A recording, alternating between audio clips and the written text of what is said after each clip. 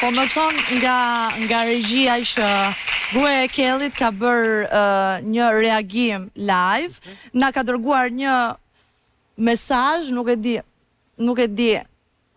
Kush e ka bërë? Na ka dërguar një mesazh në inboxin duke thënë se Rozana i ka përmendur Kellin në një debat më vrëm, më falë, se nuk dëgjoj mirë dhe po ma mjoftojnë tani live.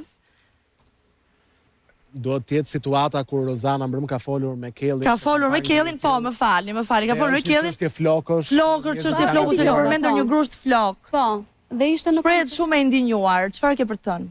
Për çfarë shprehet e ndinjuar, se se kuptoj.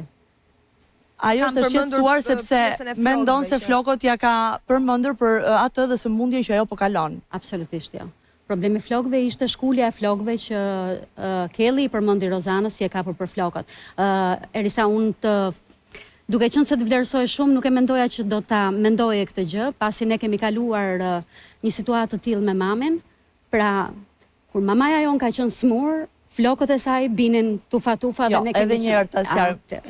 Ka ndodhur një debat, edhe unë domethënë natyrisht që do të pyes për gjëra që janë në interesin publik, kështu që...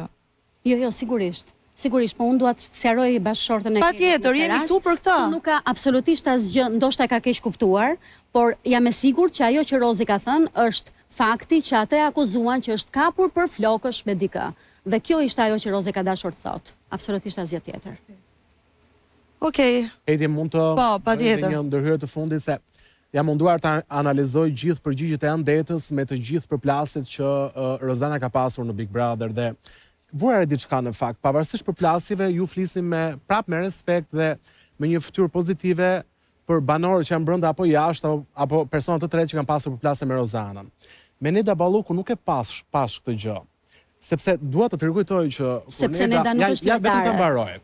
Kur Neda u fut në Big Brother, e theu këtë murin e akull ju afrua afër, i tha ti je shumë e bukur, ti je grua e fortë. Rozana nuk preferoi ta mbyllte këtë histori, madje edhe kur ballafaquan në Prime për mesazhet, prap nga ana e Rozanës kishte një lloj gjuaje arrogance, nuk mund ta mohojmë këtë. Realisht, unë dua të më përgjigjeni shumë sinqerisht. Çfarë ka mes familjes Radi dhe familjes Balluku? Jo, nuk duam ta çojmë të familja. Absolutisht. Rozana mbrëmja përmendi se Rishnetës që ti Neda vazhdon ta kesh personale me mua. Po.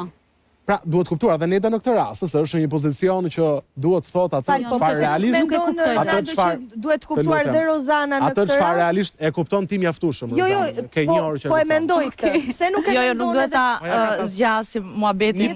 Jo, po se Ronaldo ka një të keqet që e shikoj shumë shpesh, do me thënë që e bën këtë lloj gjëje. Je opinioniste dhe jo banore. Bravo Ronaldo. Kështu që dhe Neda ka qenë banore, Rozana e ka komentuar si një person publik apo si një person që e shikon Big Brotherin me vëmendje, ka dashur ta komentoj ca veprime mund t'i kem pëlqyer të Nedës, ca nuk i kam pëlqyer, dhe një hatërmbetje që të mbahet mend kaq shumë gjatë. Nuk e riktheu Neda këtë, dolën në internet screenshotet e atyre statuseve. Jam shumë kurioze kush ka nxjerrë këto screenshote që kam pasur diçka.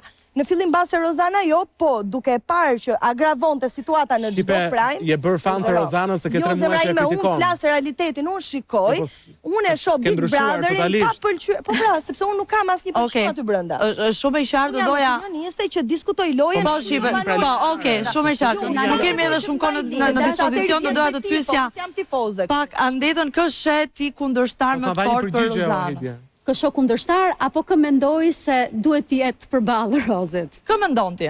Po, gjestin e shoh. Okej, faleminderit shumë.